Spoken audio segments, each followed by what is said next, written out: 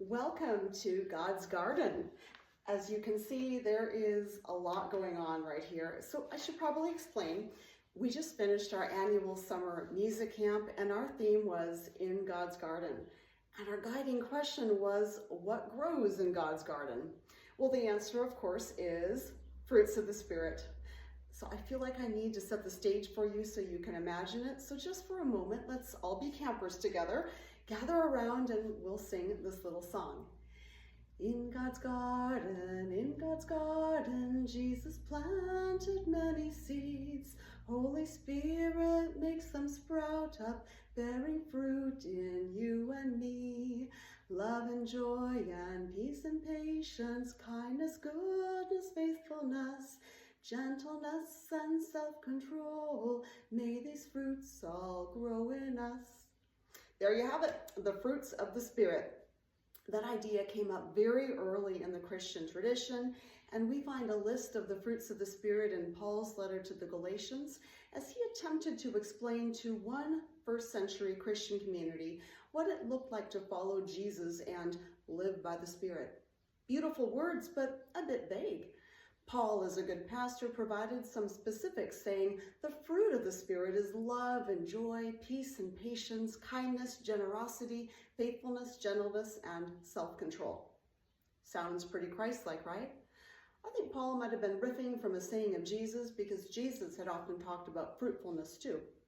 He even compared himself to a vine, declaring that God would be glorified when the branches, meaning disciples, learned to bear much fruit. So this summer we are going to wander through God's garden, exploring the many fruits that we as followers of Jesus are expected to bear. I hope this might be helpful to us in our spiritual growth, whether we're new to the Christian faith or seasoned disciples. Because regardless of our maturity in life or faith, we're always called to bear the fruits of the Spirit. Now, Paul's list of spiritual fruit began with love, which is fitting because that was Jesus' greatest emphasis. This is my commandment, he had told his disciples, that you love one another as I have loved you. He referred to love as the foundation of God's law, and Paul prefaced that nice list of the fruits of the Spirit by recalling this. For the whole law is summed up in a single commandment: you shall love your neighbor as yourself. We cannot understate how helpful this summary was at the time because the traditional Jewish law book had grown to include well over 600 laws. Kind of impossible to keep track of, especially for people living in a time or place where many of those laws no longer had contextual relevance.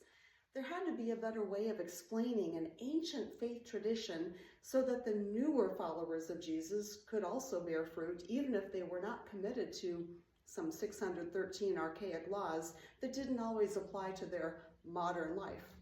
Which is why Jesus himself articulated the centrality of love as the one essential law, the true test of all other laws. He did this because the religious leaders of his time were known for weaponizing scripture, focusing on the letter of the law while ignoring what Jesus called the spirit of the law. For instance, it was forbidden to work on the Sabbath.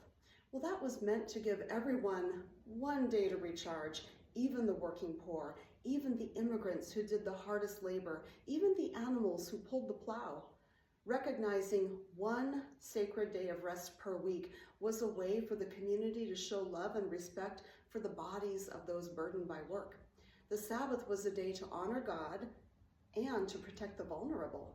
But when Jesus healed the sick on the Sabbath or picked a tiny bit of grain because he and his followers were hungry, he was harshly criticized for violating number 4 of the Big Ten. You aren't honoring the Sabbath and keeping it holy, they said. But wasn't he?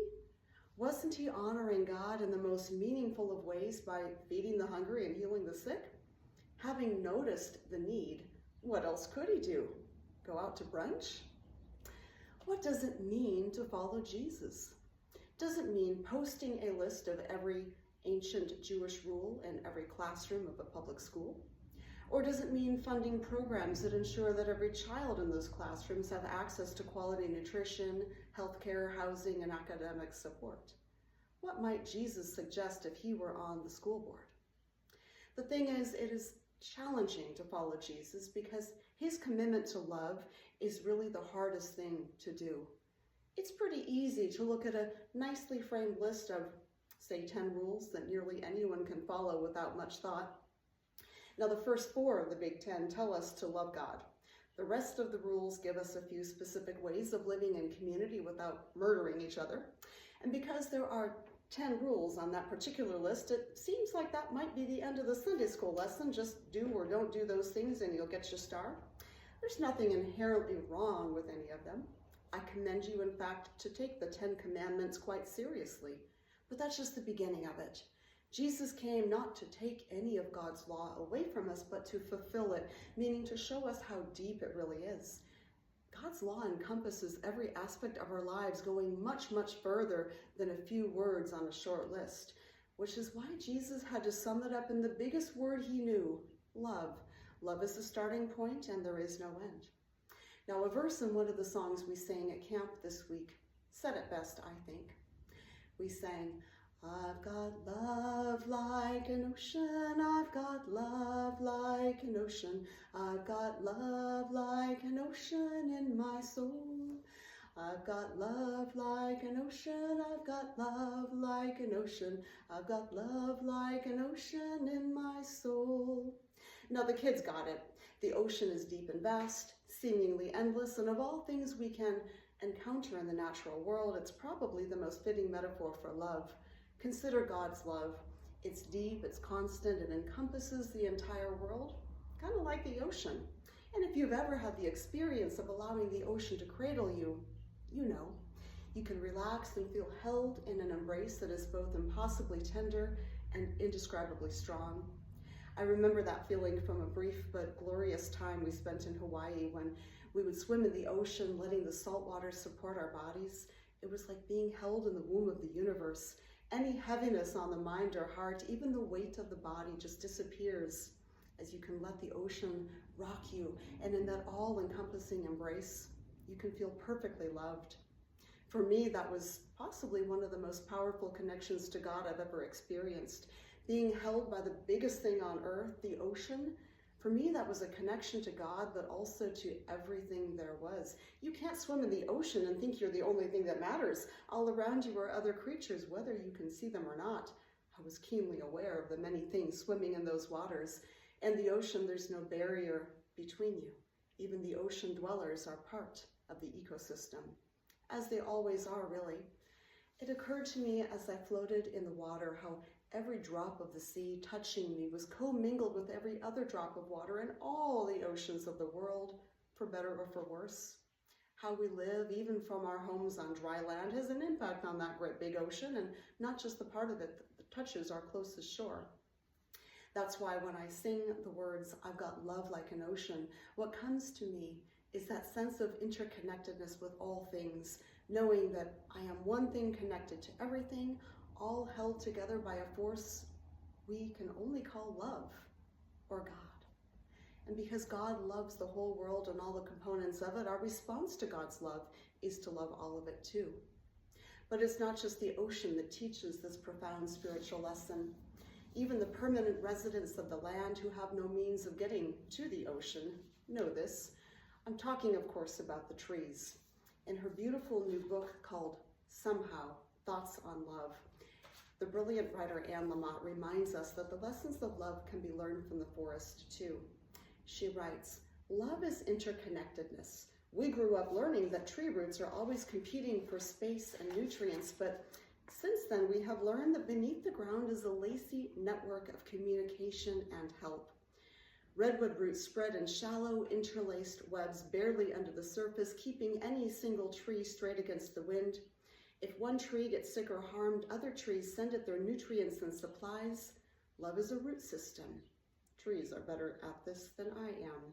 But I still see all around me that we evolve slowly over time, often in community. The Jesuit Teilhard de Chardin believed that against all evidence, we are all evolving toward Christ consciousness.